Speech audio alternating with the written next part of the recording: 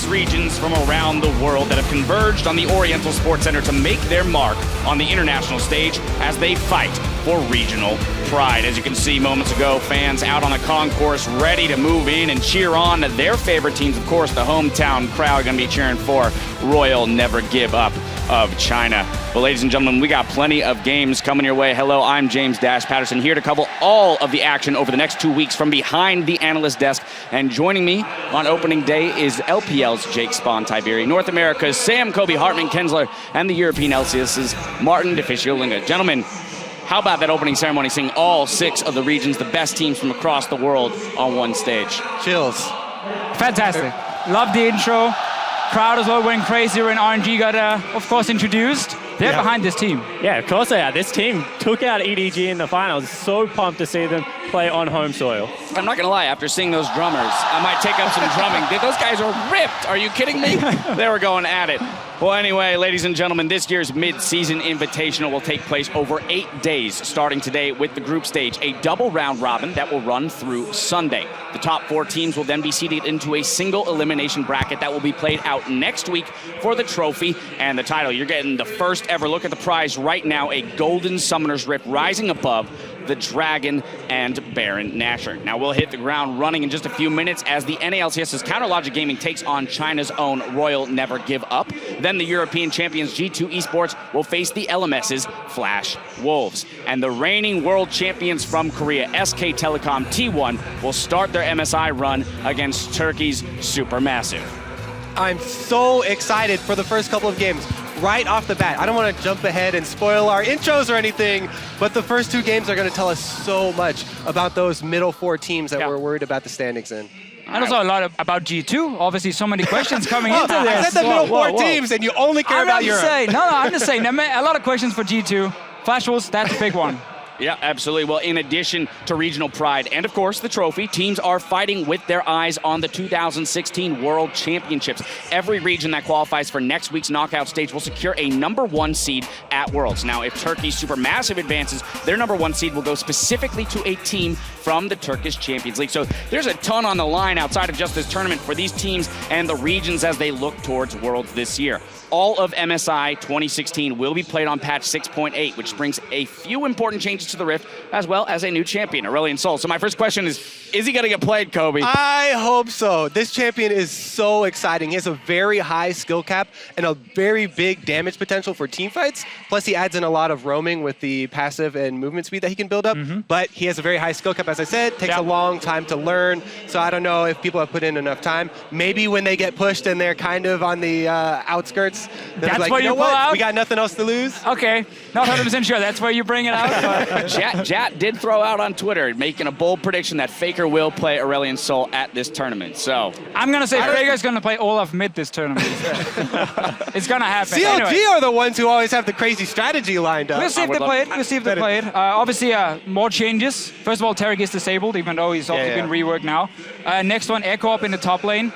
Been nerfed. Little baby nerfs. Baby nerf, right. you know, together with Poppy in 6.7, also Iceborne Gauntlet, loss of damage. So basically, tankiness is the same. It's just the damage Poppy and Echo could deal has now been reduced. Yeah, and we'll see whether that changes anything, right? Because Rumble also re-enters the meta. He's got a much better pushing potential in this meta. Is all about shoving up your lanes. I think that 10 seconds off his ultimate too. 10 seconds off his ultimate. I think that opens a door for Olaf, who also got slightly increased. I don't know whether any of this is going to happen, but if it does, it would be very interesting for these teams. We would probably see Rumble, but mainly tanks. I was about to ask. Yeah, Rumble being a big one. Let's see if we will see if he gets played. Before we dive into the round robin, though, let's get a quick look at the standouts in the house, starting with the 2-time world champions from Korea's LCK, SK Telecom T1.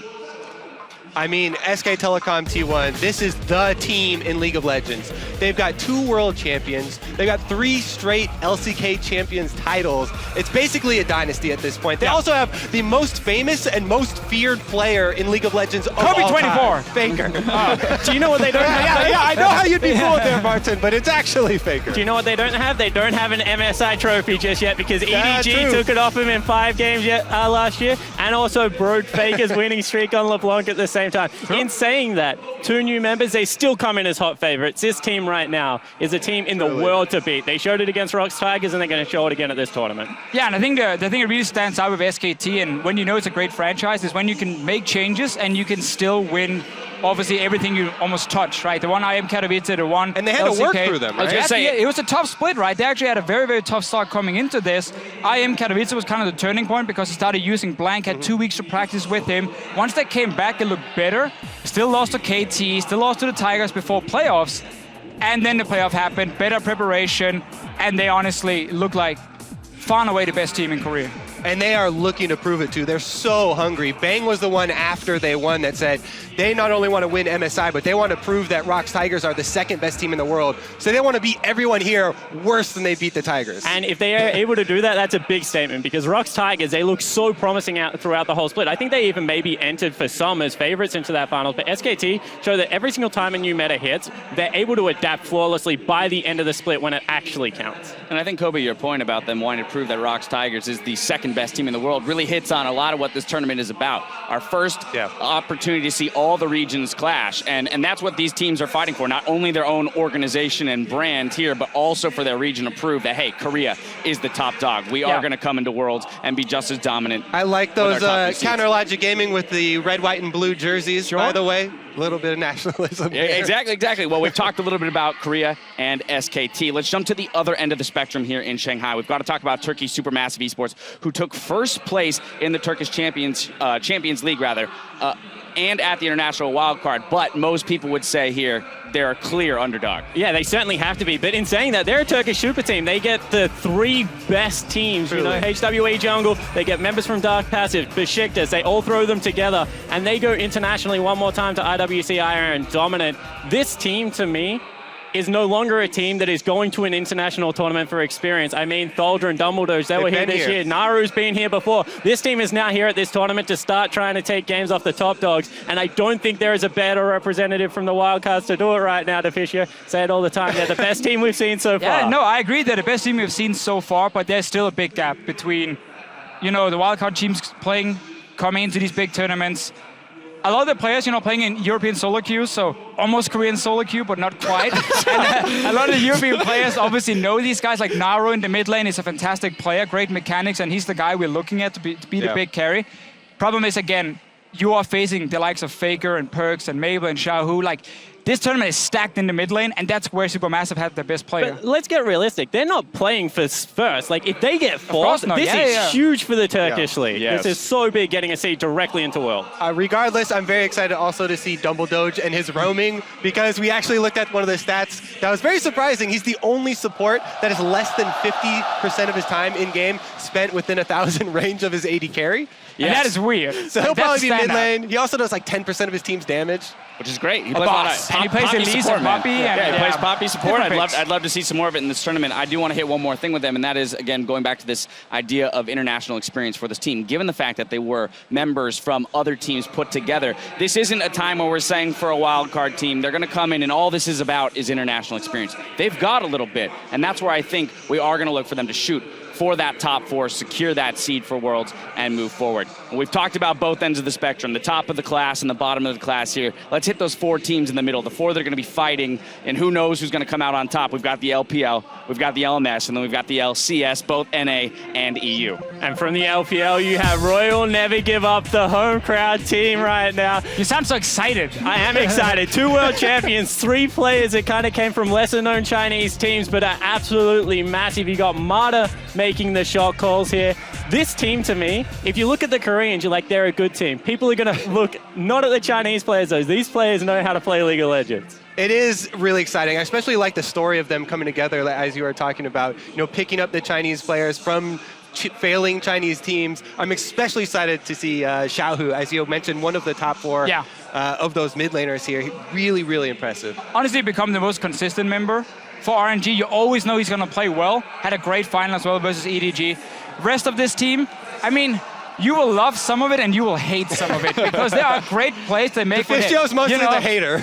Well, I mean, the thing is, when they invade into the jungle, look for skirmishes and like set up these great picks and team fights, they are fantastic because they have so many good players. But you have to think, right, Royal is a team that has actually on the world stage bucked the trends. Starhorn Royal Club was never supposed to be as good as they were, and they still have Vakel, their coach. Royal give up, very similar organization here coming in. They've always done well internationally, and I think, you know, not quite 100% on this one like I was last year, maybe. Right. But I feel it in my bones. They're going to make a almost showing. everything wrong. Was that? Yeah, that was a lot. Thank you. Yeah, what happened last year? I don't actually remember. I was sick. I was sick. Yeah. I had a fever. Anyway, I mean, still with RNG on the hate side, I guess, is the lack of macro play, which is still there. You know, they've tried some new lane swaps coming in where they don't actually take down towers, but try and swap into 2v2 lanes after getting a few levels, which is interesting to see.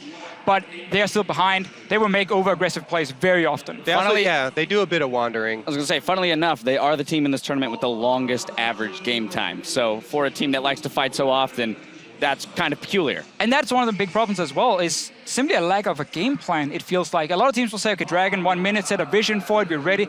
RNG will tend to run as a 4-man group and kind of look for a pick, look for someone who's overextending and then try and punish him. All right, It worked against Koro. I got to move us ahead to the opponents of the Chinese team here in the very first game of the day, North America's Counterlogic Gaming. Yeah, CLG, they're going to be facing the LPL in the first round here. And Counterlogic Gaming, they're actually coming from North America. North America is the region that has the most percentage of their games played as lane swaps. And CLG, right along with that trend, very high up there as far as the lane swap games played.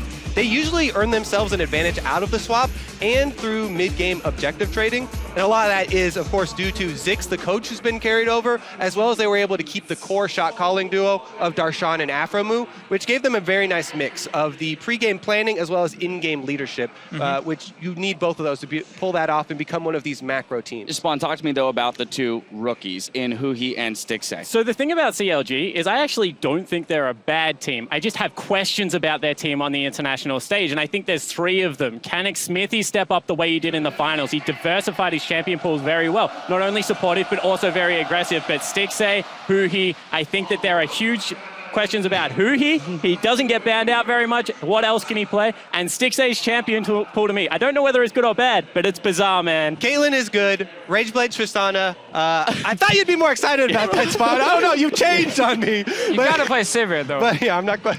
Well, I mean, there are a lot of things with CLG and NA. I kind of feel like NA has its own meta compared to almost the rest of the world in terms of picks. With the supports as well, yeah. Yeah, it's like the range supports like Soraka being used in there, obviously now being nerfed as well, but Rageblade, Tristana, no Sivir coming in. CLG is a team who doesn't really use Azir or Maokai very often. So there are some big questions for some of the S-tier picks. One range support I'm excited to see them play, however, is Bard. Because against the LMS, against the LPL, we've already seen that they don't really, like, LMS a little bit more, but they will be able to catch people out with this pick. And Afro is a fantastic Bard player. And I also just want to see if CLG can kind of get revenge against all the international teams, because Worlds, obviously, last year didn't make it out of groups. Yeah. And we actually expected him to make it out of groups. IM Katowice this year coming in as well. Lost to Fnatic, didn't advance further in the tournament. So they have tried a few times now, if you look back just a year, and they haven't really been able to show up all the things we like to praise about CLG in North America are not really showing on the international stage. Like Darshan doesn't have the same impact anymore. We don't really see the crisp macro game. But if they can execute it properly, that's the way you beat RNG. Yeah, well, they themselves have been very vocal about their goals this year to win everything. So I like to believe they're going to come in having put full effort and full force behind 100%. their strategies coming into this tournament. CLG, though, having had a history of weak performances internationally, let's turn to a team that has no history internationally, G2 Esports. Yeah, no history of preparing for MSI either, if you are G2, from what we hear, basically. It is obviously a challenger team.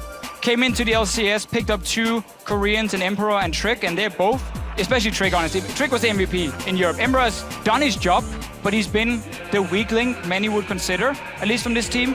But every time we question G2, saying, can they play BU5? Are they too aggressive? You know, can they learn some macro play? Can they get better at lane swaps? They kept answering, and they kept always finding a good answer. And I love G2. Better. I love G2 because it's like if you grabbed an aggressive Chinese team, put them into EU and were like, learn macro. And they did it. They have a very good macro game, but they do not hesitate on their calls. Very aggressive. With that being said, sorry to interrupt. Yeah, I really. Yeah, please. DeFisho's trying to backtrack a little bit. He put them as finishing second. So did I. I think this G2 lineup, if they play the way they played in the EU playoffs, I actually think they are one of the 2 best teams at this tournament. Okay. The problem is, again, they have not practiced coming into this. 2 weeks holiday, they've had a few days here. We don't even know how much they've been able to scrim and who they could scrim against, because most of the teams in this tournament wouldn't play a team they're facing, obviously. So I don't think this G2 lineup is playing at 100%. And that's why I think, actually, you need to be careful with putting them as like one of the top teams right now. I wouldn't be surprised to see them drop games and suddenly fight to avoid number 5. Well, only time will tell there. I'm very excited Not to too watch much them. time. They play in game 2. That's true, yeah. We don't have to wait very long. A very short amount of time will tell. Finally, we have the LMS champions, Flash Wolves. Talk to me about these guys.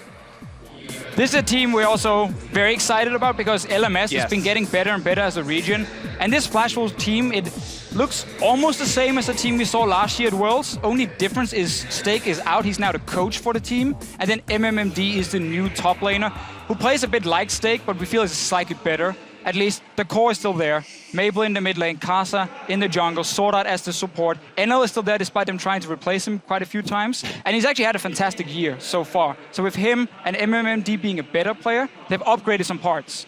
Yeah, they've gone through, they went through some working changes there with Stake going out. They had to, move shot calling over to Karsa as well as Sword Art. And those two guys have started to work really well together, roaming around together and being able to transition from just being a Maple-focused mid-lane team to actually ganking the other lanes. And that's what's impressed me because, even though they give him the Stake treatment, it's kind of like IG where they'll throw MMD a gank every now and again, like, here you go, buddy, get going. But I think it is a meta thing right now because with how Karsa's champion pool works, with the Nidalee being such a high priority, if you give him Maokai, it's just like easy. Well, people keep saying like, oh, they're treating him like Stake, but if you look at the spells he tracks, the jungle gravity, he has the highest amount of jungler time spent around him for any of the top laners here. So MMD has actually been attracting Karsa a lot. They've been trying to diversify. Talking to Clement, he's like, we know that we ganked 75% of our ganks towards Maple last time. Right. We're going to try and open it up. Change to 50-50 now. Obviously, again, there are some free kills when the tanks, and you can lock them down with Maokai. So good for Kasa. This team as well, though, what really is fantastic for them is this meta. Yes. Because high-impact mid laners, carry junglers, often also supports where you can make big plays, and Sword Art has become a more engaged, focused support lately. It really benefits this team, much like G2 as well. And we can actually compare a lot of the players to each other. Also with like the carry mid laners that gets a lot of attention and needs to get going. And again, that's the cool thing about this tournament. We have so many strong mid laners and junglers combined. And I don't think it's a coincidence that so many of the teams that made it to MSI have similar styles. I was going to say, well, you're looking at the jungle mid matchup in that second game of the day against G2 with Perks and Trick. So that'll be a very interesting 2v2 to track throughout the day. Well, throughout this tournament, players from around the world will have a say in who owns the Rift. The color of our stage will change based on which region has the highest share of players sporting their MSI icons. The icon for your region is available right now for 1 IP in client, so log on and show your support. As of now, Europe is leading the pack with Korea and Turkey hot on their heels. There you go. You happy, Deficio? We're leading something right now. It's a good start. He's like, oh! I just want to see which G2 shows up in the second game. Honestly, that's going to be massive. But also the first game here with CLG versus RNG. I just hope the LPL team showed up better than their icons, man. That's gotta get the icon on the Rift. I got the Faith Beard going for North America. So Yeah, Kobe forgot he forgot to get the icon. He was too busy growing the beard. Exactly. So you're confident that if G2 were to perform as they did in playoffs, they would be top 2 in this tournament? I would say they would definitely be the second strongest team in this tournament if they perform as they did in playoffs, but I don't think they will. And just for a little bit of a context, he's like the best car salesman ever because I had so many doubts about Europe, but Deficio talks to me about this G2 lineup with so much passion. They must be good about the way he talks about it. It's so hard to say something like that, though, because their opponents are so different. Like, the level of play that they're going to be facing here, we talked about the mid laners alone, is going to be really daunting. All right, well, we've had an opportunity to set the stage. Now it's time to get the show on the road, so let's meet our casters and load up for Game 1.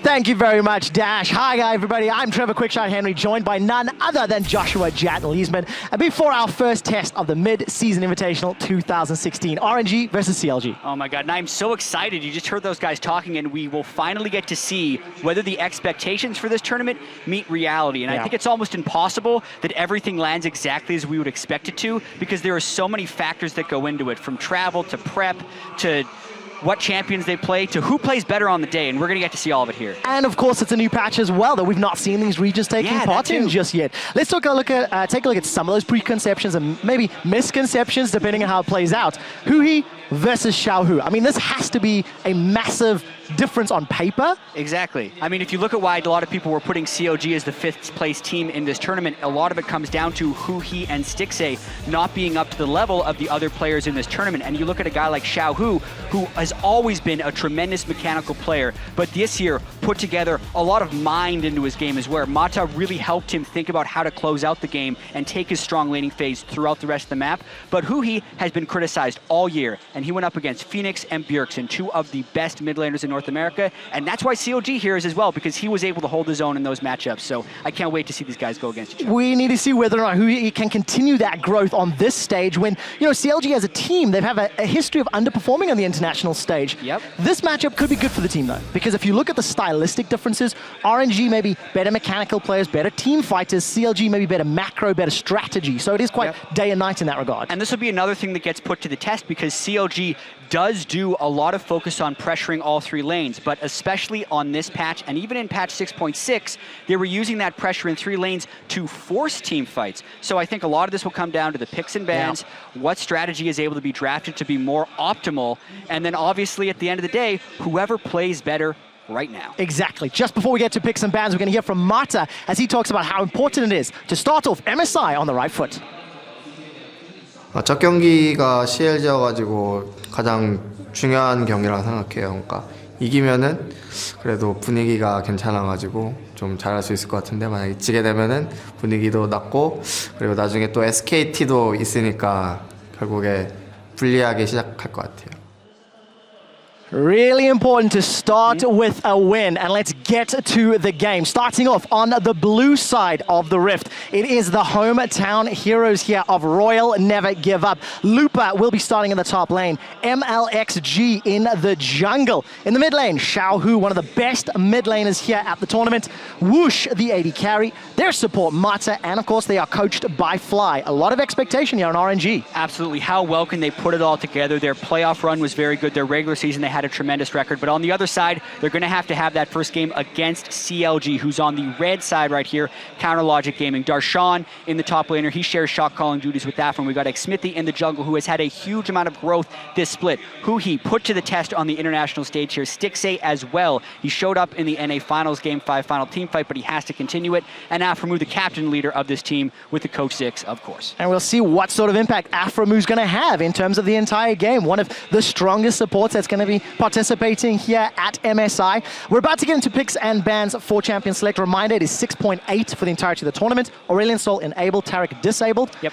Let's talk about some of the picks. We know CLG banned Azir and Maokai throughout all their playoffs, and we know Xiaohu really likes Azir. Yeah, exactly. Azir was banned every game against Liquid and TSM for CLG, and then Maokai, they did not want to let Haunter have that in the finals. Well, RNG played a lot of Maokai, and they want to play a lot of Azir early on, and it's actually fascinating to me that they banned the Soraka, because it was banned against CLG in the finals of North America, but Soraka received some, in my opinion, substantial nerfs in the patch that we are playing on right now, yet they still are able to draw a ban away on that champion. So very impressive. Fearing the CLG Soraka, maybe the play style. Another ban will be the Kindred.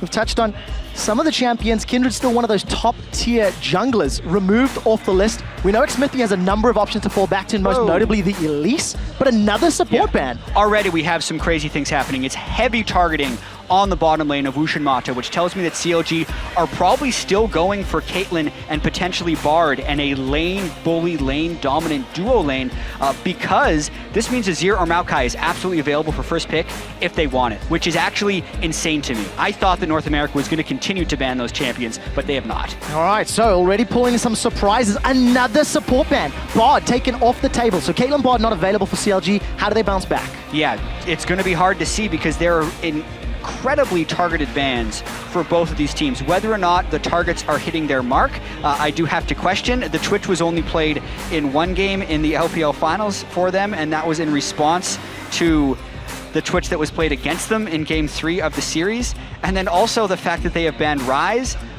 it was also something that I thought who he was going to pick very early in drafts. So we talked about expectations, Quick Shot. This is already changing some of them. Completely rewriting the rule book. Maokai still up and available, as is Siva.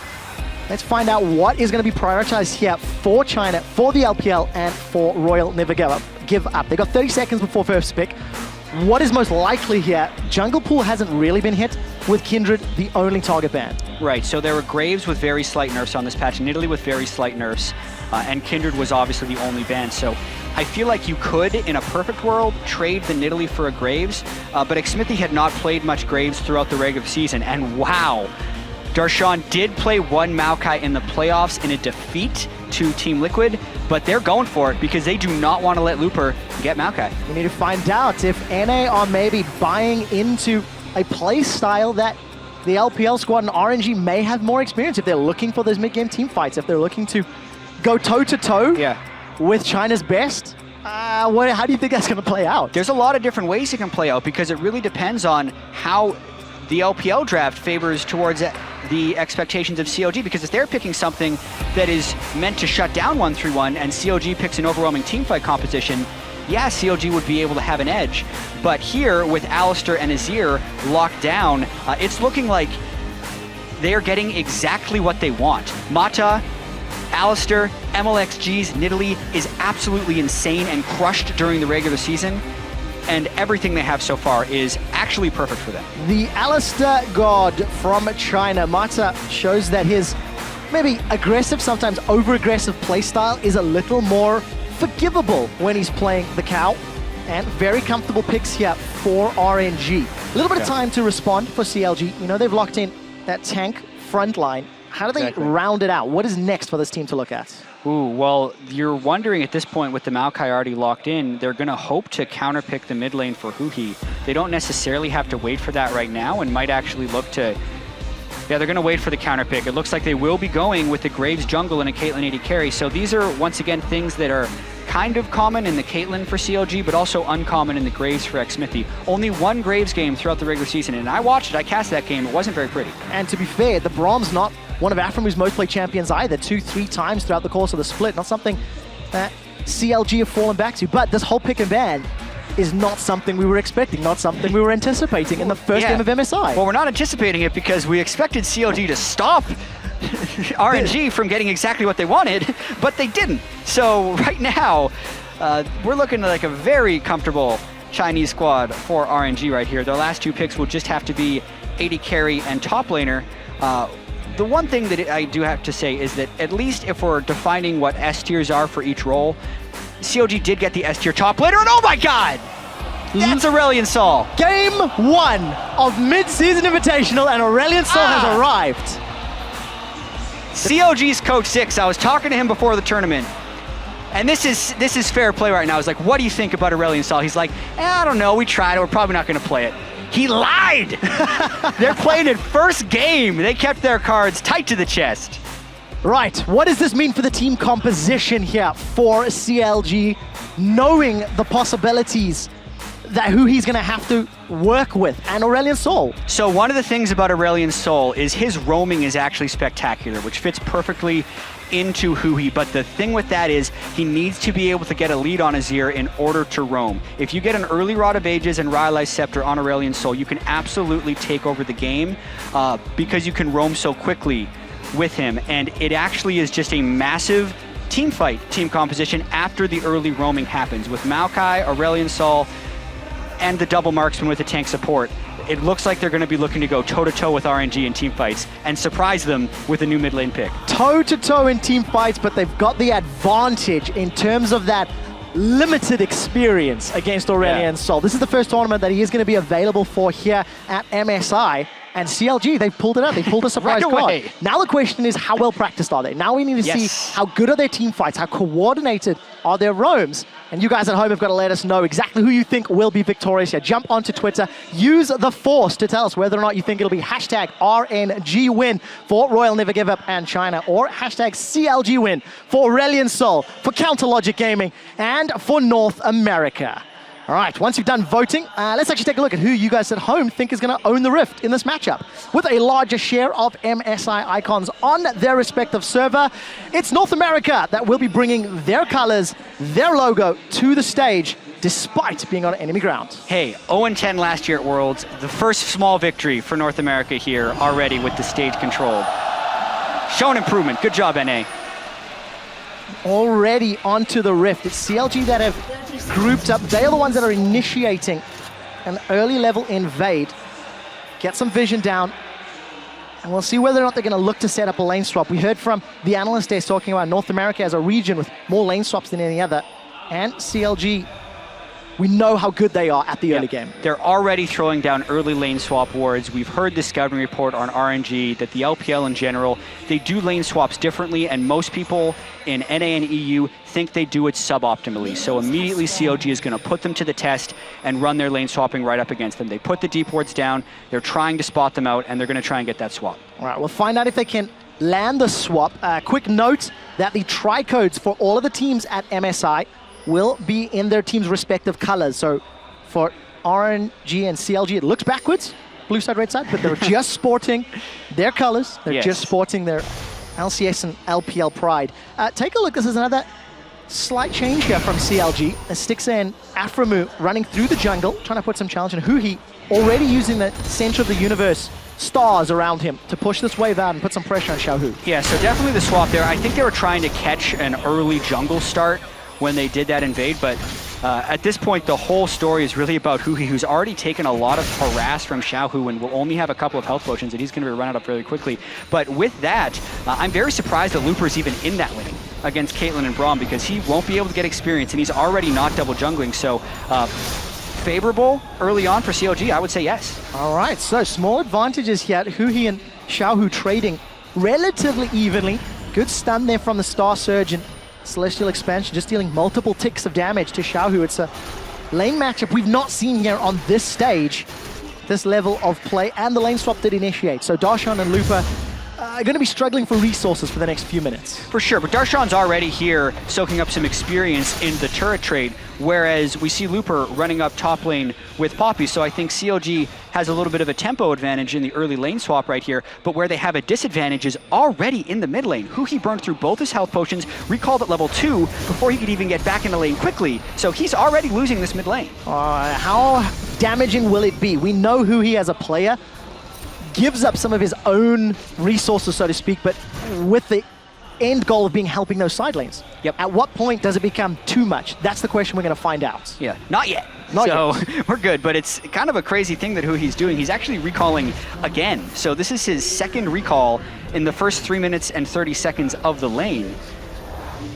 Maybe he's going to pick up a second Doran's Ring or something, just because he's running out of mana very quickly with the way he's trying to wave clear to deal with Xiaohu's Azir. Yeah, it feels like every time we look at that middle lane, he's using both Q and W just to push the wave out, just try, push it back. Luckily for Huhi, he's got that Comet of Legend, going to give him the ability to get back to lane very quickly, and on screen we saw the first towers being traded, both RNG and CLG securing step 1 of that lane swap. Exactly. And they're reswapping right now. So the question will be like whether they freeze or whether they push in to take more turrets, because even though CLG lane swapped more than any other team, if you compare them with regions, they actually weren't killing that many turrets in the lane swaps. They were just kind of trying to starve out people and freeze the lanes. Ooh, early flash there from Looper, respecting the chair.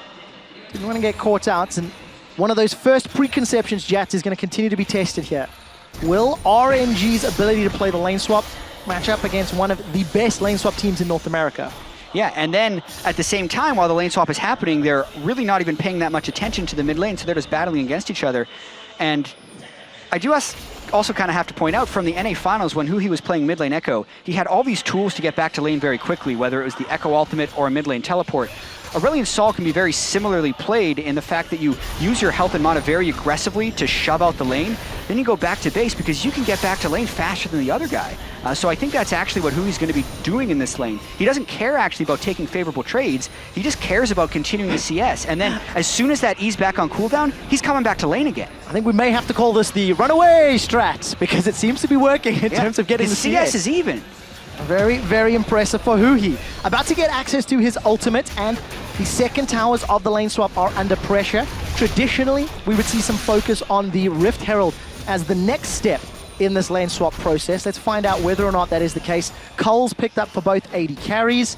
And actually that tower not just going down. Looper will pick it up with this next wave. This will be the second time Looper's been able to get solo turret gold for himself, which is actually going to put him about 250 gold, temporarily ahead of Darshan, who's also getting solo turret gold in the top side. And yeah, quick shot. They are mirroring each other here. RNG will get the first dragon, but CLG will get the first Rift Herald. All right, so what does CLG do with the Herald? They've got a couple minutes to make a play, maybe set up for another tower if they so desire. Very, very early first dragon here for Royal Never Give Up, and catch a glimpse of Darshan taking that top tower. So small advantages here in gold for Counter Logic Gaming, thanks to the additional farm on both Xmithy and Huhi. But now the action can start to happen. Now we can start seeing the setups for maybe some deeper pushes or for some kills. Yeah, well, if you're looking about the kills, don't expect CLG to be engaging in any big team fights, because Stixxay has done something he's done a few other times, but he rushed Boots of Swiftness on top of his Cull Thorns Blade Caitlyn. That is not a fight build. That is very much a, I'm just going to walk to the lane faster than you and continue to try and create a tempo advantage. As far as the overall team compositions go, it'll be a bit of a matchup between the Maokai Aurelion Sol team fighting versus the Azir Poppy, and it's kind of, it's hard to tell. We haven't seen enough Aurelion Sol in competitive to be able to tell quick shot. I can't wait to see some of these explosive team fights. There is a lot of options for CLG. I do want to give some praise to Xmithy, currently out farming MLXG on this Graves, doing very well, keep himself relevant, got access to the collateral damage, and already starting to roam down. A lot of members of CLG beginning to gravitate, dare I say, with Aurelion Sol towards that bottom lane, but no real pressure just yet. No, definitely not. And I guess the other thing we'd have to factor in once we get to team fights are the rather substantial Poppy nerfs compared to the last time we saw them. And also the fact that Nidalee's not very good in team fights in general against a very heavily tanked team from CLG. So like, if Darshan can get farmed on Maokai, the more I think about it, the more I think CLG would be favored in team fights compositionally. Let's find out if they get those chances. Another flash from Woosh. Smithy just shows his face. And that's the second time that CLG have been able to make a proactive play and secure a summoner. No first blood just yet, but look at the push down bottom. Setting up for a 3v3 as Huhi looks to challenge Xiaohu, but he's used a lot of his abilities and cooldowns. Yeah. Doesn't really want to extend that one further. He used his E to get back to lane, and he's actually low on health and mana right now, so it's going to be a little bit delayed before he could make that play to just recall and zoom back to lane again. I do have to credit Mata for stuffing that gank. He had very good timing on his head, but Pulverize to stop that from happening. But the way we see this, it looks like CLG's very slightly pulling ahead in these lane swaps. And this is something that was somewhat to be expected. Early game, lane swaps, you would have given the advantage to CLG coming in, maybe just on experience alone. The fan vote is definitely here in favor of North America with that hashtag NAWin vote. Right. Now we need to see if CLG can set up those team fights with this comp they put together. Yeah. We're using Twitter. Good job, North America. Yeah. it's really good. But you did mention experience here, and I do think that's very important that CLG has failed twice at international events, but they have been able to learn from those experiences, where if then you look at RNG, they have 2 world champions with Looper and Mata, and they've been coaching up the experience of Xiaohu, Woosh, and MLXG, and the way that these teams will react to pressure as soon as the big pressure moments start coming up will be very fun to watch. All right, so we'll find out how long it takes for those to get set up. If you look at the minimap, you can see a lot of vision, somewhat mirrored. CLG pushing down bottom. They've got some good wards, well, which will allow Xmithy to invade, and it's somewhat equalized by Royal Never Give Up in the top quadrant of the jungle.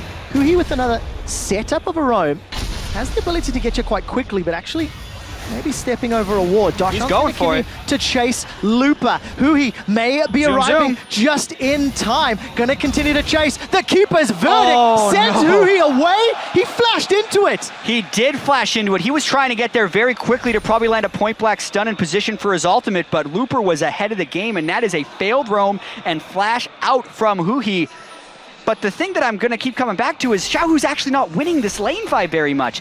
That's one of the things that happen when you bring out a new champion on a big stage. A lot of times Xiaohu doesn't want to make any mistakes because he crushed lane when he was playing against Pawn in the LPL finals, but he is not doing that against Huhi, and that's with Huhi attempting 2 roams. Huhi has neutralized each of the mid laners he has faced in his most recent BO5s, And in the opening game at MSI, he's even on CS with the first showing on Aurelion Sol. That is a great start, but the next steps are going to be the more challenging ones. Finding those picks, using a brand new kit to actually stun members or follow it up on Maokai. There's no room for error here. Yeah, how many times have they practiced it? How many times has their team fought with it in team fights?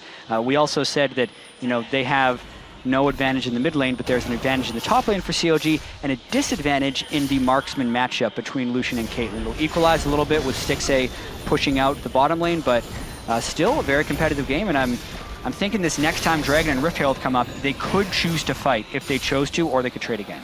We'll find out. It's about 45 seconds away, leading up to the next Dragon. Counter Logic Gaming, even on gold, even on towers, they're just one objective behind. Oh, they just got spotted. Gonna get caught out, pulverized up into the air. Afro's looking for the chase. Stixxay does have a flash, flashes over the wall to stay alive, and Afro is gonna manage to knock him off for a few seconds. Looper teleports in for first blood, and it's China that get on the board. CLG are in full retreat. They will live to fight another day, but without Stixxay. Yeah, the timing of that headbutt pulverized. Stixxay was trying to net through the wall, but it cost him because the headbutt hit him mid-flight, so he had to flash late. It allowed Looper to teleport in to finish the kill since CLG was already at a disadvantage, and that is how RNG do it. They're going to try and take this kill and get some mid-lane pressure going, but who is going to try to re-engage? He's pushing forward with the Star Surge, not going to find Mata with the stun, and that means he went fishing, didn't find anything. Yeah, looking at this, CLG was just trying a very dangerous roam. They were probably going to set up a 5-man gank on that Azir in the mid lane, and the instant that Mata realizes Stixxay can only get away with flash, Looper started channeling his teleport, so he was able to catch him after he flashed. That was because of a very early channel start on his teleport. Since Darshan was already bottom to probably prep a predicted turret dive, he couldn't have even seen that Looper teleport coming in, so well executed by RNG after waiting in the right spot. And any advantage that Darshan had in this lane over Looper has now been turned around on him. 8 CS down is Looper, and he got the first blood gold. Already picked up that Spectre's cowl. Gonna get interrupted by a little smash from Darshan. And CLG, now they find themselves a little bit under pressure. Mata unable to find any further targets, and that was a good pick-off by them. They're under pressure, but they do have the teleport advantage if they want to utilize it. The problem here is that Looper did a very smart thing, running top lane and shoving the lane very deep, because now he has the option to run out towards Dragon and let RNG get positioned since they have more people, and they also have the Nashor's Tooth on the Azir, which is very good to set up your zone control early on. This is looking like we could be seeing the beginnings of a Dragon fight. And also, every single time I look at that inventory, Royal have got so many pink wards. I can count 3 or at least 4 of them on the minimap from RNG, and they still have more to replace them. So options available to set up more plays. Look at CLG trying to play the counter vision game, and somewhat as predicted, the next Dragon is pulling all of the champions to that area of the rift. And CLG, they're not going to give it up. I think CLG should go for Dragon right away because they know they have the teleport advantage and they could easily go for this since Nidalee and Poppy were both just top lane. They know they have the teleport advantage, but instead they're invading the red buff. Red buff greater than Dragon at the moment. Seems to be the focus. Huhi survives, forced to use that Voice of Light. Teleport now being channeled by Darshan. He's looking for Xiaohu. Xiaohu has a flash, a slide, a glide in 3 seconds. Throws down Emperor's Divine, but will not be enough. Darshan gets the first kill for CLG. Arcane smash through the wall, the long-range stun from Huhi, and they make their teleport advantage work for a kill. That means both top laners now have a kill, but where are the objectives coming from? Because they expended a lot from that. Huhi is very low. Darshan used both summoners, and they need to deal with the wave top lane. So I think it's going to be a kill for a teleport, but I don't think there's actually going to be objectives traded right afterwards. Yeah, not really the best investment, but it will at least even out the playing field. Darshan's going to continue to get tanky and trade with Looper as he returns to lane. Dragon's still standing.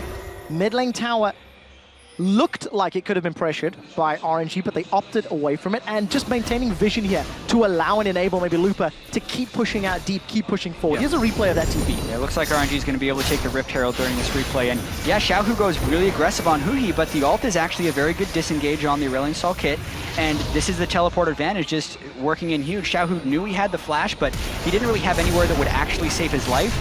So he is unable to use his summoner spells to stay alive. Darshan uses his, gets an arcane smash over the wall, and it evens up the kills and the gold.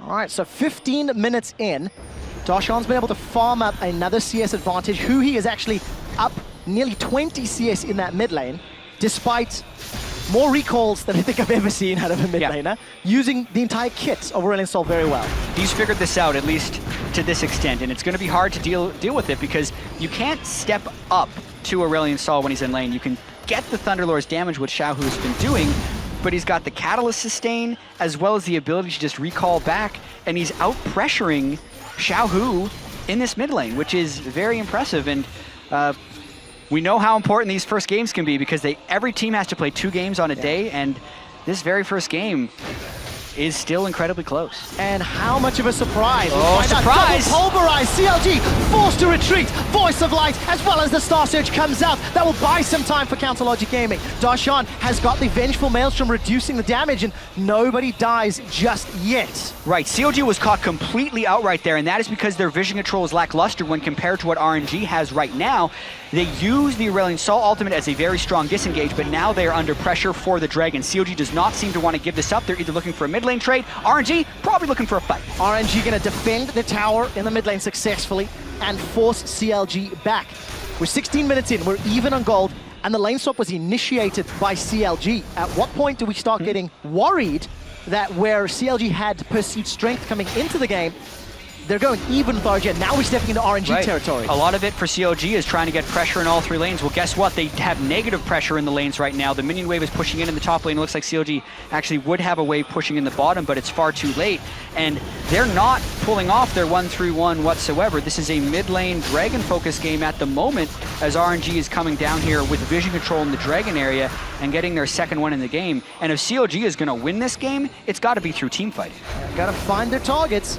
That's not something that you would have guessed CLG would have opted into coming into the match, but the unseen team fight is the deadliest. That is the case. Sometimes. And that can be terrifying when you think of the engaged potential of a E Aurelion Sol with maybe a TP from Maokai and Darshan. Right. There is options here. Get the supernova stun coming from base. That would be highly unlikely, obviously, and he is way ahead of this play, actually, going for Whoosh. I'm not going to find anything just yet. No stun, but looking for it.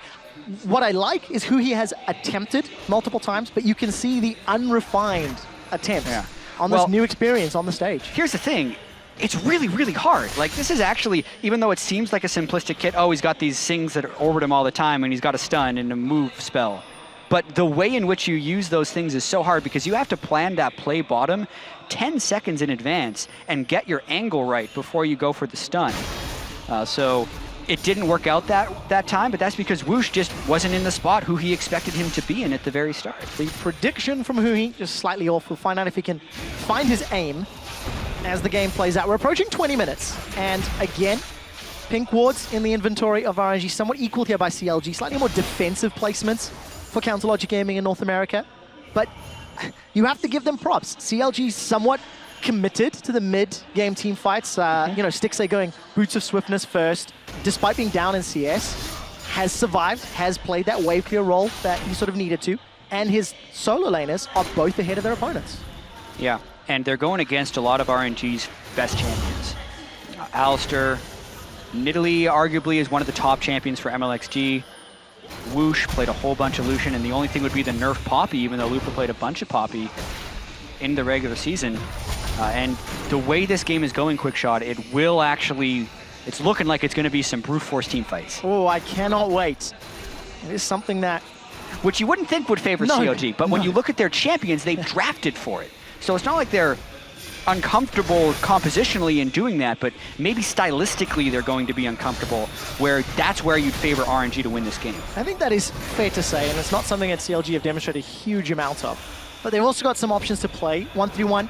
They've got a very well-farmed Maokai in that top lane, up nearly 30 CS over Lupa, which is a great position to be in when you need to be that front line for Counter Logic Gaming. But you also then need to find team fights and find the targets to shut down, which is a little more challenging when you look at Nidalee, Poppy, Azir. Like, there's a lot of tools that RNG can use to also dissuade and get away from those big engages. Or even get their own engages. The Alistair going in and catching Stixxay again would be huge for the start of a team fight.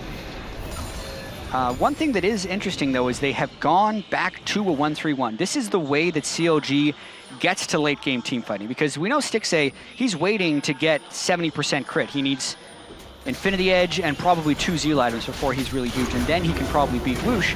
So they're just splitting the map, 1-3-1, solo laners in the 2 side lanes. They put the Caitlyn mid lane with the Hurricane and just clear out. And this is the way they play their finals against TSM. And in case of emergency, call the center of the universe and just deliver a gigantic AoE stun to maybe bail you out of trouble. Aphram is caught out once again by Mata. Aphram is going to have to put the Fisher down if he wants to survive. Instead, flashes. Doshan's going to complete the teleport, and he's in the thick of it. The team fight's broken up, but Hui is simply not here yet. He's flying in from the back line, throws out the chair. No stuns just yet. Wushin full retreat with the culling, and again, explosive fight, but no deaths. Yeah, I really feel like these teams are still trying to find their footing on this international stage, because that was a team fight that began with neither mid laner in position to help, and both teams were kind of half in and out, but Hui lands a stun, and Mata re-engages while he's on the turret. Oh, that is fantastic from Royal Never Give Up. They've killed Hui. He's down. Double kill for Whoosh, and CLG are punished. They sniffed out an attempt, and RNG bite back. Mata gets them at exactly the right moment. Hui thought he'd make a play by getting the stun, but that was the play RNG was waiting for. Flash pulverize into a headbutt, into an Azir backwards, and CLG get destroyed by stepping a little bit too far. Just further than they should have, and CLG, remember, they opted into this. They banned the Twitch and the Thresh and allowed the Alistar to go through. Champion, we know how good Mata is on that pick. CLG lose their mid-outer turret, and that will give the gold advantage and the pressure advantage to CLG. Absolutely, and 2 kills onto Whoosh is incredibly advantageous, as he's got to have to cut through the tanks in the late game. But here we saw Hui, as soon as he got aggro from the turret, Mata got him with the pulverize. That turret aggro wouldn't have even mattered, actually, by the way they completely isolated CLG in that fight. Exceptionally well played by RNG. Slightly misspoke, meant RNG with the gold lead and the pressure lead. And they're able to defend their outer mid as well. So just looking a little bit more favorable here for Royal as the game plays out, and CLG a little overeager. You know, you look at it, that was just a poor a call maybe, or a poor decision, not necessarily anything else. And they cannot afford to make more of those and give Royal more advantages and more ways to close this game out. Yeah, and it looked like a little bit there where they were out of their comfort zone. Darshan had already TP'd in, Hui had already meandered down, and they were a 5-man siege up towards that turret, but they have a very strong team fighting tank line. They want to do those things at Dragon. They don't want to be able to get caught underneath the turret. Hui's getting a relatively tanky build. He doesn't need the turret to hurt him as well in the midst of a team fight. And also, I think it was too early for them to really go for that team fight. Although they also have to respect the scaling of Azir, so these teams are very closely matched. And I think you have to give some props here to Mata. Again, finds headbutt pulverize, the threat of that Alistar. And every positive play that Royal have made or responded to, Mata's been there on the front line. Dragon number 3 will not be contested here by CLG. That is also a very big concern. 12 minutes away from Aspect. Yeah. Looking at 35, that's not something we're also traditionally used to in the current meta. For sure. But it is a threat that CLG cannot ignore going into the next 2 Dragons. Yeah, Smithy actually uses his Graves ultimate to take blue buff, so tells you CLG's not thinking about team fighting anytime soon. Maybe it would be at 35 minutes when they actually decide to team fight around the 5th Dragon. Hey, all in. You've got all in Aurelion Sol, Maokai, team fight. Wait for Dragon 5. You kind of know that RNG are going to be there. Just win the fight. It is something that RNG's been able to do a few times in the LPL, is just get the early Dragon going and become a 5-Dragon team. They moved away from it a little bit towards the end of the season, where they got better strategically and weren't just like, oh, let's get a bunch of Dragons so they have to come close to us and team fight. Yeah. But to be honest, if you get a bunch of Dragons, the other team does have to get close to you and you get to team fight. So I can't fault them for those strategies, and they're set up to do it here. Absolutely set up with a gold advantage, a kill advantage, a tower advantage, and all of the stats that 2 Dragons is already giving RNG. They're in a great position. 25 minutes in, CS numbers have all but even out and swung a little bit in Royal's favor, considering they were down, 20, 30 in the top lane, down 20 in the mid lane. But with CLG responding and trying to, set up those roams, it's hurt them a little bit. It's hurt that farm game. Definitely, and because of the fight that was lost in the mid lane by CLG, they do seem very much on the back foot, and now the question will be, how well can RNG get vision control into CLG to stop them from stalling with this 3 lanes of pressure? RNG is going to need to get multiple waves shoving at the same time in order to get a fight, or they're just going to keep catching CLG out of position. Very good flash from Aframu. He manages to, I think, taxi to a minion, get out of range of that pulverize, but flashes down that engage or that safety tool. And again, CLG caught out multiple times this game. CLG out of position. You know, Stixxay and Afro, they cut through Royal's jungle, got punished. They overstep at the tower, got punished. Yeah, and it definitely doesn't seem like CLG is playing very well right now. They're fighting against a lot of international failure that they've already gone through. Last year at Worlds, they started the group stage 2-1, collapsed out of it. They went to IEM as well, lost to Fnatic, I believe it was, in a best-of-3 after losing to SKT.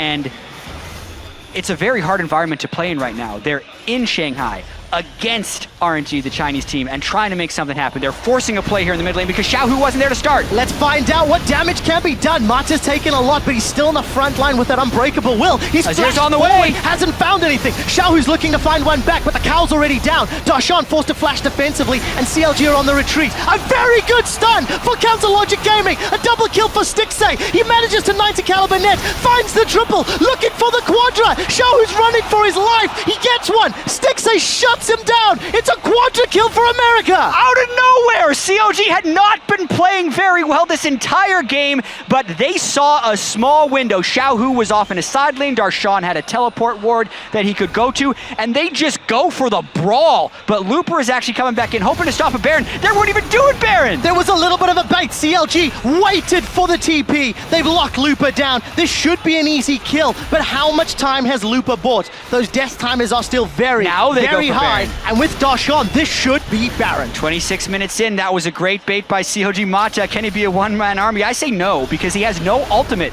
right now, and Woosh is still in base, but he's gonna try. Stixxay and Aframu are pretty low. Yeah, gonna buy time as much as he can. Mata gets taken down. Unstoppable for Stixxay.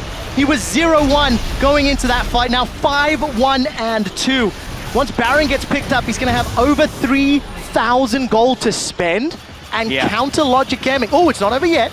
Woosh fires out the culling. Getting a bit excited here, but CLG make it out alive. Wow, the pressure these teams must be under, because there are some very questionable decisions being made as they try and make up for each other's plays here. Could have been a desperation call for CLG, but it was such a good initiation because it was 5v4. RNG just wasn't expecting it. CLG had done nothing the whole game, but Darshan gets in the back line. Xiaohu isn't there at the start of the fight to start anything, and watch the fight turn here as they're able to get Smithy stunned into the wall. He gets a big Graves ult off him, and it hits all 4 people, and then Stixxay's Hurricane is hitting 2 to 3 people throughout the rest of that fight. Xiaohu is able to pick up a kill right there, but it's just not enough as Stixxay can finish the quadra kill, and then that just chained into a more unfortunate events, which takes CLG from negative 3k to what's about plus 2,000 plus Baron. Yeah, Baron power play in the first minute is already up 1,700. We'll find out if they can extend that further. Outer mid drops with no... Look at the size of that! That push! Oh my word! The center of the universe is hoo-hee! That's not a sentence I was expecting to say in game 1. And CLG, they're not letting up. Well, they didn't really get anything for it, but it was cool. It was really, really cool. And you can see that if they ever want to set up a big siege, they can pull out that play. They can just have Hoo-Hee run back every minute or so, get the huge stun, and the other team has to back off the turret. They didn't sync it properly with the minion wave that time, but you can see the potential. Stixxay taking far too much damage from the Javelin Spears, forced to retreat, and Smithy was under a little bit of threat, so CLG commits a fair amount to that inner turret. Unable to secure, and RNG buy themselves some time. 30 seconds until the next dragon. Yep. CLG will have to get involved in either Dragon 4 or Dragon 5, but they have an advantage now. They have the Baron. You'd think this should be the one that can secure by 6 extra minutes. Yeah, they need it, actually. CLG really needs to force this fight. Hoo-Hee's going to have to charge up his E again if he wants to get a giant stun to zone off the Dragon Pit. That's what would be recommended. He's got to get his velocity up. There he's going at a base. Hoo-Hee's actually, he started it down the mid lane. So they're not going for a dragon, they're going for a siege right here. And this is where the skill really gets difficult for the Aurelion Sol. He needs to hit the minion wave as the stun arrives. They got to push those minions a little bit faster if they want this to work out. Oh, Counter Logic Gaming, RNG they're bringing the Star Surge. Unreal. That is one of the biggest Rasengans I've ever seen in CLG. 2 attempts with that Star Surge push, it gets them the tower, it gives them the position on Dragon, and they've got a gigantic minion wave pushing down bottom. So there are advantages here for CLG. That is so hard to deal with if you're RNG. There's nothing they can do in that exact situation unless they engage CLG early, then they'd be dealt with a stun. But the Dragon is afoot. They're going to go for a steal. He got Take it. Dragon number 4. Wow. Smithy, where were you? Smite was on cooldown, not available, and It's not really Smithy where were you? It's CLG. What are you doing? It's in Nidalee. He's walking into Smite range. Kill him. That's exactly what he should be doing right there, but CLG did not have their mind in the right place for that fight, and they give an easy steal away for MLXG. CLG, they're going to try and continue to push turrets, but that Dragon could be extremely critical. They're one way away from 5. aspect of the Dragon is a very real threat. CLG going to use that minion wave down bottom and the range of Caitlyn in a moment or two to try pushing it down. Whoosh is doing what he can. Cull will do a lot actually to clear this wave out, and CLG, they lose the Dragon. They lose the wave on the bottom lane, and they are now trying to find more fight, find more ways to get into the lead again. We just have to remember as well, though, RNG is such a good team-fighting team, and look for Mata to make a big initiation and Xiaohu to show up, because Xiaohu was supposed to be demolishing Huhi. I think he's been surprised a little bit by this Aurelion Sol pick and just has had one good play pretty much the whole game. They're going to have to find a way to get the right initiation.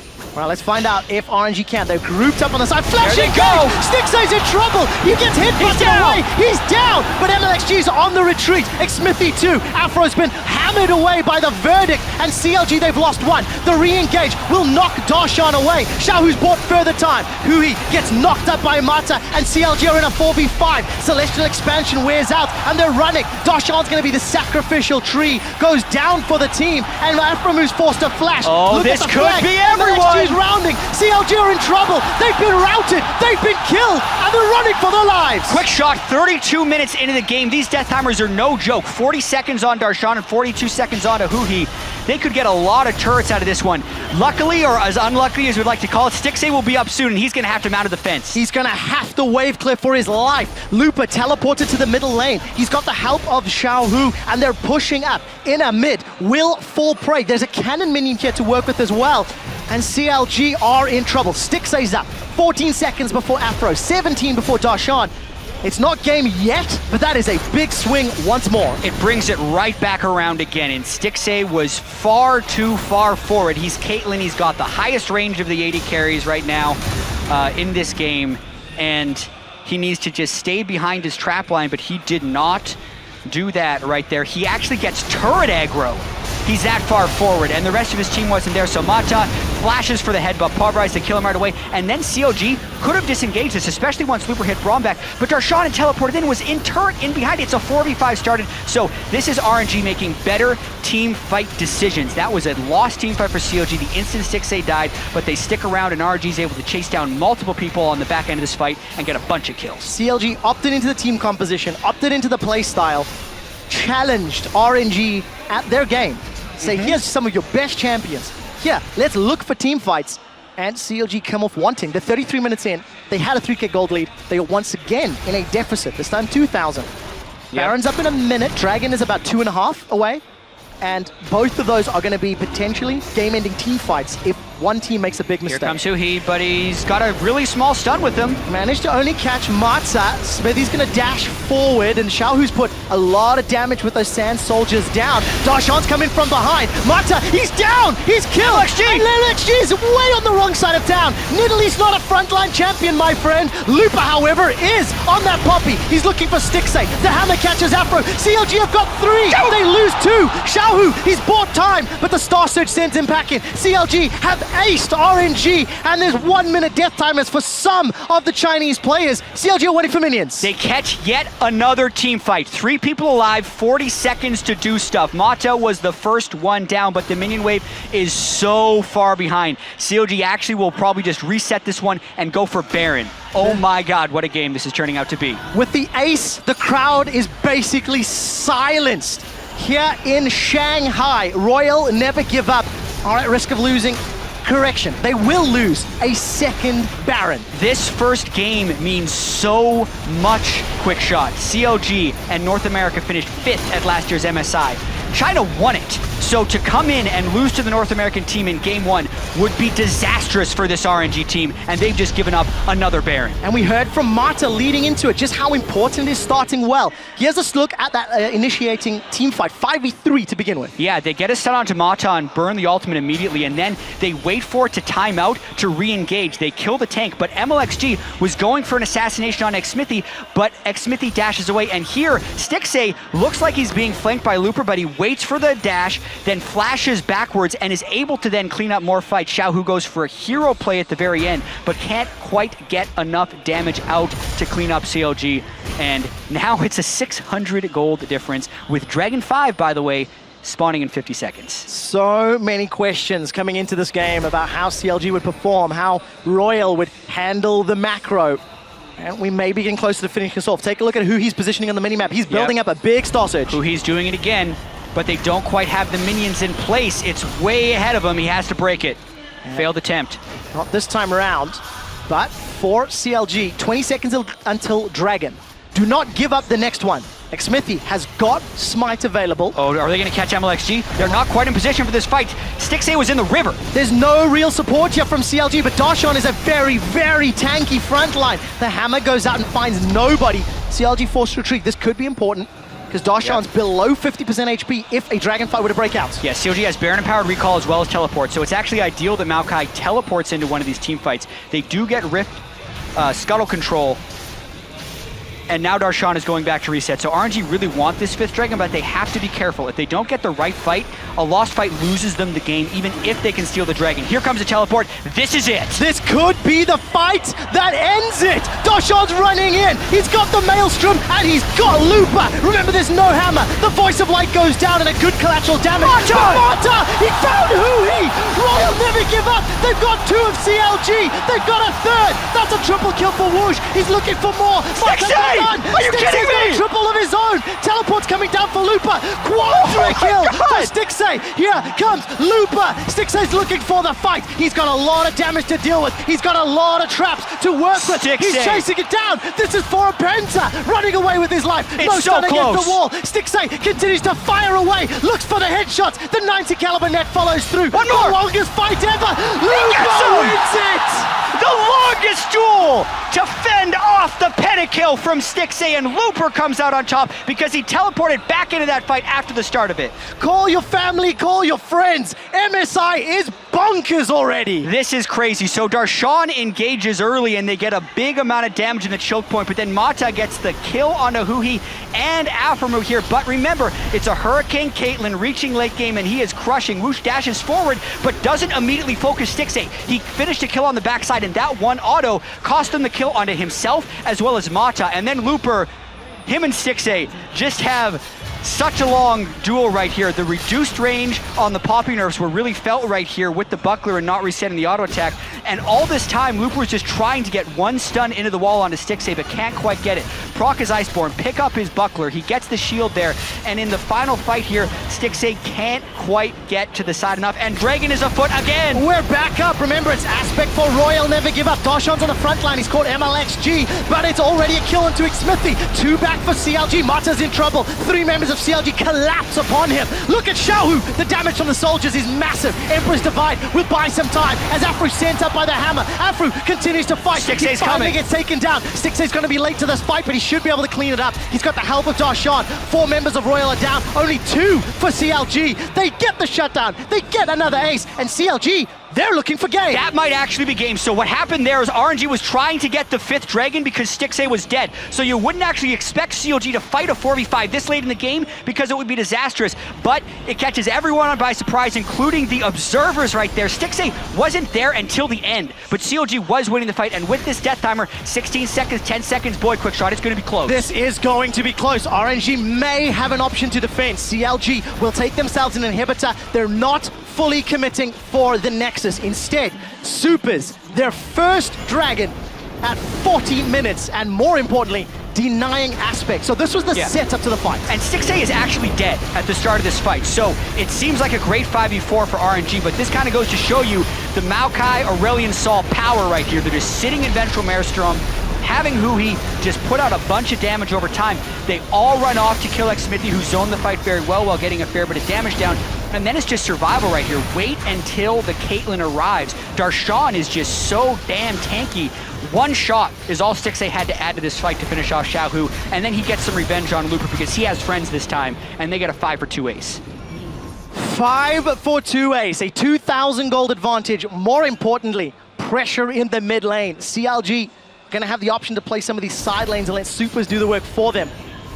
But those team fights have been good for CLG. They've found the targets the later the game has gone. They are layering so much crowd control in these team fights. 3 big frontline champions, and then Royal Never Grew Up has this Nidalee who just isn't the same in team fights. And honestly, MLXG is having such low impact in a lot of these fights, and it's all falling onto Xiaohu and Woosh, who have nearly carried a few team fights. But we're gonna have to pay huge attention in the next team fight to where Xiaohu and Woosh go versus what happens to Stixxay. Because when Stixxay has been caught out, CLG loses. When he's left to fight, they are crushing. Looper forced to flash, forced to use the verdict. There's some windows of opportunity here for CLG. That means maybe they can push up 1, 2, 3 cannon minions in this bottom lane wave. This is something that CLG will be fairly comfortable with, grouping to push this tower, considering how low it is as well. Yeah, Afro needs to catch up with the team a little bit. I don't think this is the turret where we would see the fight. It would be at the next turret. This is not a Baron-empowered wave either, so it was actually would be very easy to clear for Xiaohu, which is why CLG is actually just going to back away, complete some items, and continue towards these cataclysmic late-game fights.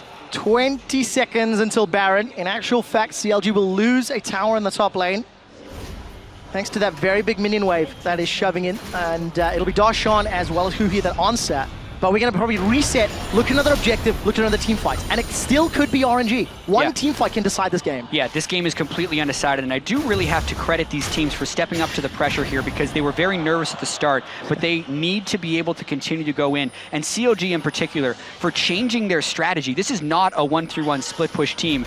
Rift, Scuttler, steal, Scuttlecrab, steal there, but mid lane is where Huhi is angling this one. Not CLG style, but they're showing they have the ability to pull it off. It's been a little messy, few mistakes here and there, but for the most part, CLG have done well, and they've used this Star Surge combo multiple times. So there's no inhibitor. They're going to use this to try and push them back and then run for Baron, most likely. They literally just use that to clear wards in the Baron area and prep a fight. And you have to give some props to CLG. There they go on to Mata again. Darshan gets blown up! He's taken so much damage. The hammer sends him for his life and the kill secured. Stixxay's running. Royal never give up. They haven't give up. They've got themselves a double. That's a triple kill for Woosh. Counter Logic Gaming. They thought they had position. They thought they had it, but they didn't. It's a quadra for Royal.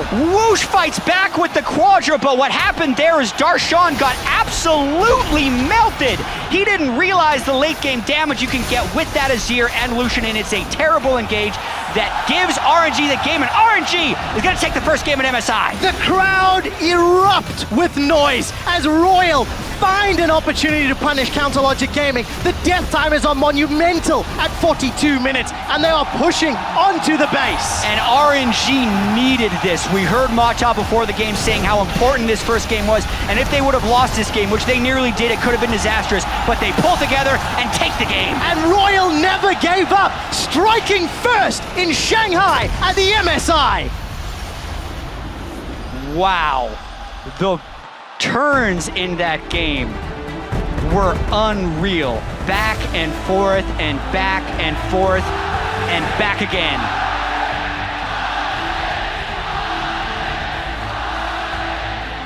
Jet, that says it all, doesn't it? Power of the home crowd support after they're able to win this game. So close. Stixxay, a few great fights, a few terrible moves. You look at the side of RNG, a lot of lost team fights, which is not what you expected from them. We talked about expectations early. Mata showed up with some massive initiations. Xiaohu at the very end with some huge team fights. And Woosh, who wasn't even starting their semifinal matchup with Name late in the season, came up huge in multiple fights towards the end of the game. Exceptionally well played in that final fight, but Counter Logic Gaming, those missteps, those mistakes cost them multiple times in the game, just being too far forward, just being able to be punished.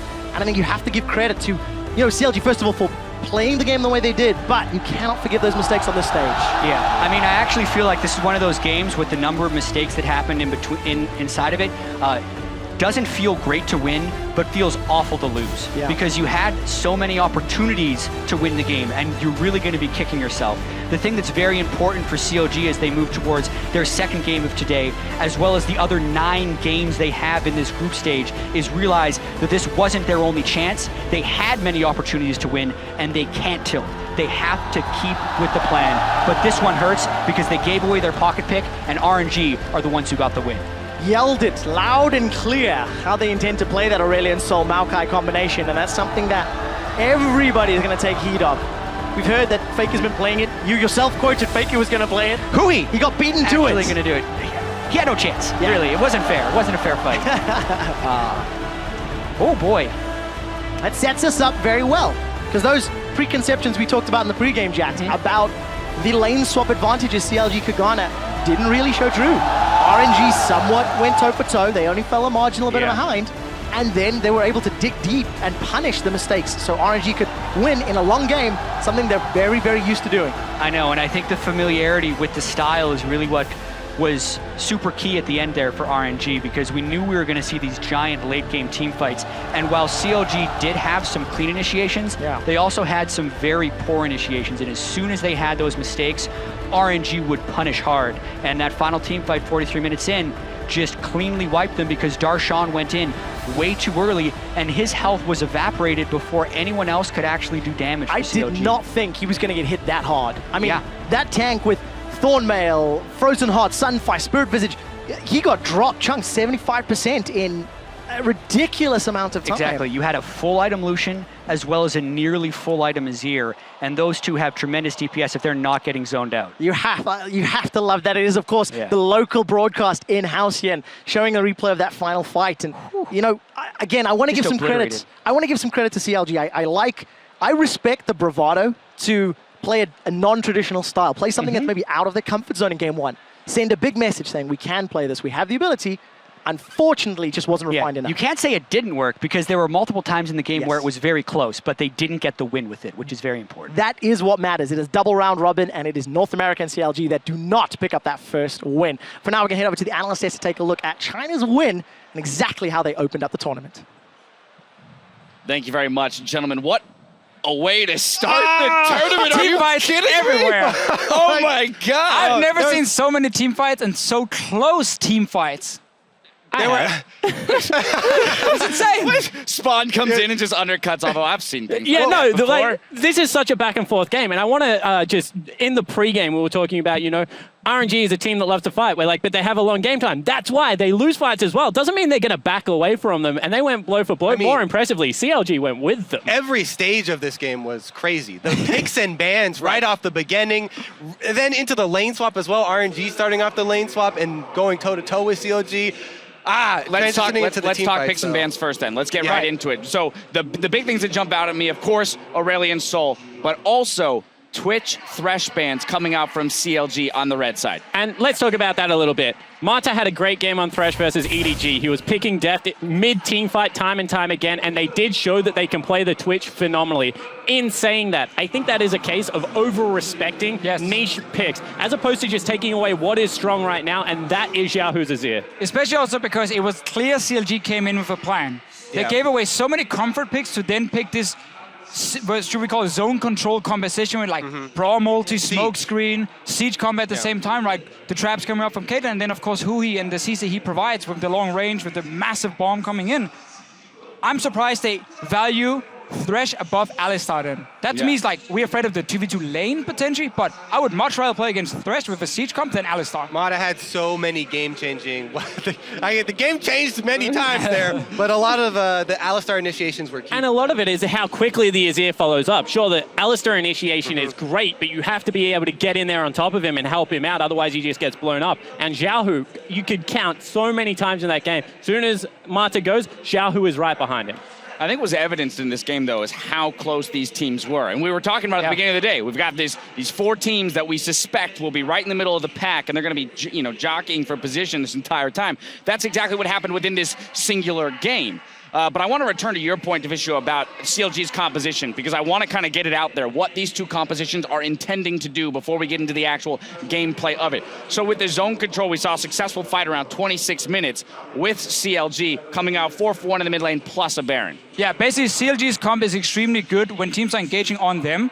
And you can like kite backwards with Braum in there, with smoke screen again, with of course Huhi with the extra CC. Caitlyn traps, like the main thing about. And you have to run through traps, yeah. Caitlyn keeps getting picked, yet the teams that have the Caitlyn are not ending the game with traps where the enemy has to force on them. But like, look at this fight, first of all. This is what RNG, again, the good things and bad things about RNG. They like to fight, but right here, Xiaohu and Azir, the strongest member, is not even there yet, and missing ulti from Lupo. And now the problem is you have to run at CLG through traps, poor engage from Mata. They're only poor engage at the entire game, and suddenly this massive like zone control comp has been set up. And look at that stun coming in from Huhi right here. And this is what happens when you're forced to running at them. Also, multiple times we'll see Whoosh dash forward with Lucian and get hit by the stars of Aurelion Sol. Whoosh is definitely not used to playing versus Aurelion Sol. I wrote right here in the middle of the game, Stixxay greater than Whoosh. Oh, and then the last team fight, the other way. Whoosh is the man getting the quadra kill, and Stixxay also dying, got caught out a few times. There were so many team fights determined by each team's AD carry actually getting caught out. Stixxay had multiple team fights where he got a little bit too far forward at the tower and it cost CLG. Whoosh also made a lot of crucial. We're going to have an opportunity to talk a little bit more, but before we do that, we're going to go and check in with Shox for a word with Royal's man in the mid lane. Yeah, thank you very much, Dash, joined here by Xiaohu in that mid lane and by Wenson assisting us for the translation. First up, congratulations is in order. What a game. Mata, your teammate, talked about how important it was to get the first win here, but it turned out to be an incredibly close game. Talk to me about your experience in that game 1 versus CLG. 首先呢，就是非常恭喜你们获得了这场比赛胜利。然后呢 ，Mata 在开赛前说到了第一场比赛的胜利对你们意义重大，可以鼓舞你们的士气。然后这场比赛呢，其实打得非常接近。然后想听一下你现在对这场比赛的看法，然后获得胜利的看法。因为这是开幕赛嘛，第一把比赛，然后刚才打得特别惊险，有好几波都团输了嘛，不过最后还是赢了，就赢得这场比赛对我们士气鼓励特别大。 后边的比赛应该也会表现得更好。So he's saying this game is really close. They lost multiple team fights, and it just won at the very last team fight.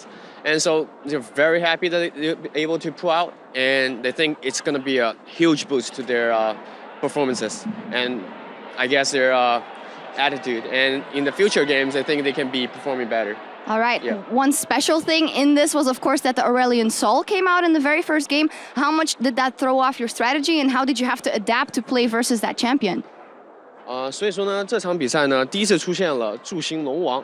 然后你觉得祝星龙王的出现对你们比赛有没有什么的影响？对你们的战术啊，对你们的选择，对你们怎么应对？你有没有什么特别想说的？因为这英雄的出现。因为我们之前训练赛，不管训练赛还是单排都没有碰到过这个英雄嘛。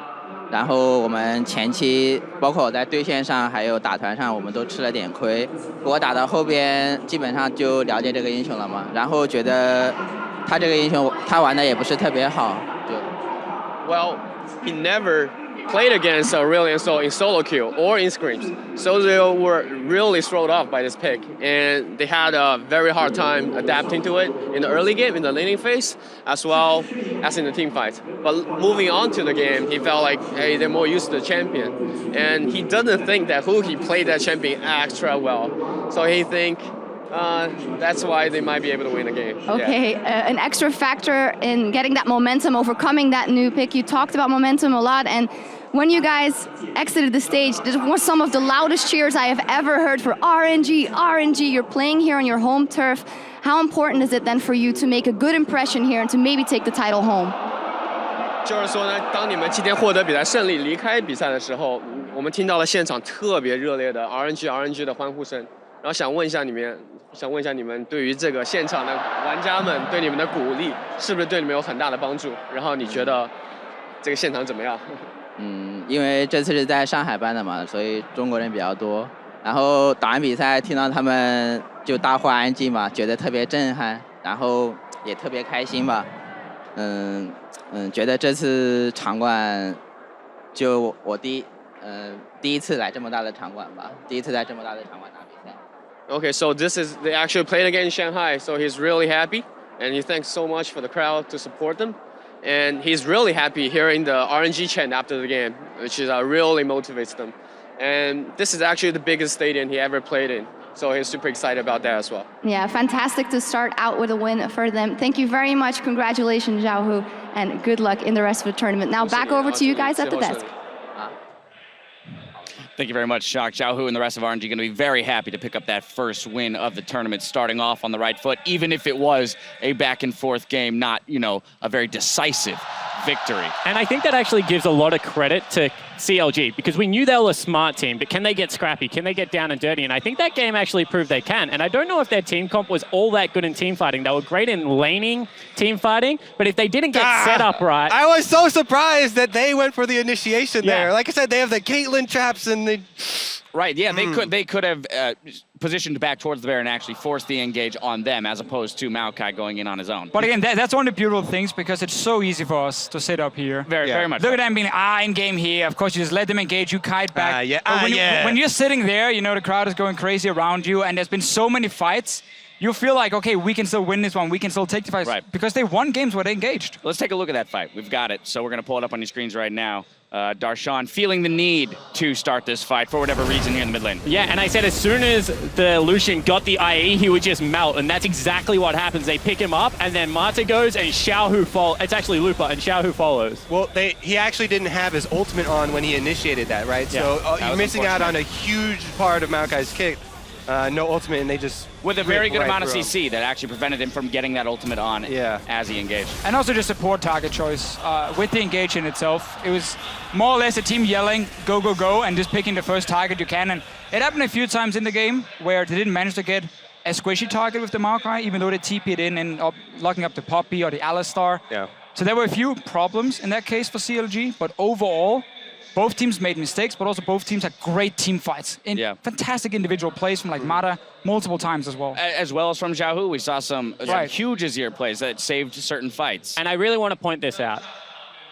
He is so good on Azir. Like, this is I think we got that one. The reason I want to point it out is because when he came into the scene, he was an assassin player, and then he picked up Azir as well as Xerath. Xerath's obviously gone. And Azir is now by far his most played, right? That is the only control mage that he really has left. Otherwise, he is an assassin player. So I just don't understand with this Siege comp why you would leave up something that just absolutely, like, it gets rid of the Maokai. We saw it time and time again, prevents flanks.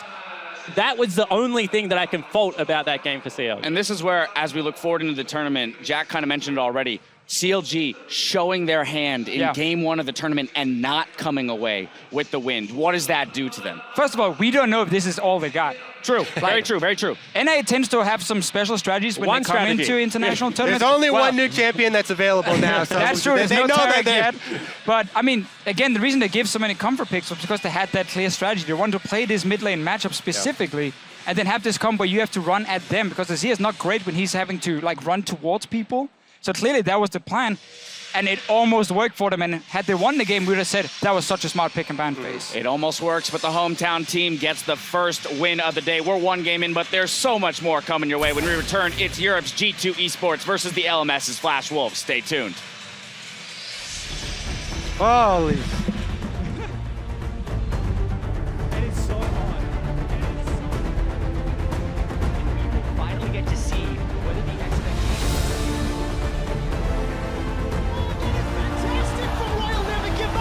killed Huhi. He's down. Double kill for Whoosh, and CLG are punished. A very good stun for Counter Logic Gaming. A double kill for Stixay. He manages to 90 caliber net, finds the triple, looking for the quadra. Xiao Hu's running for his life. So Zir. Nelly, I ulted Zir. Too far from me. I ulted Zir. Poppy. I'm looking. I ulted us. Lucian. Zir. Come in. It's so much damage. The hammer sends him for his life, and the kill secured. Stixay's running. Royal never give up. They haven't give up. They've got themselves a double. That's a triple kill for Whoosh. Counter Logic Gaming. They thought they had position. Pull together and take the game. And Royal never gave up. Striking first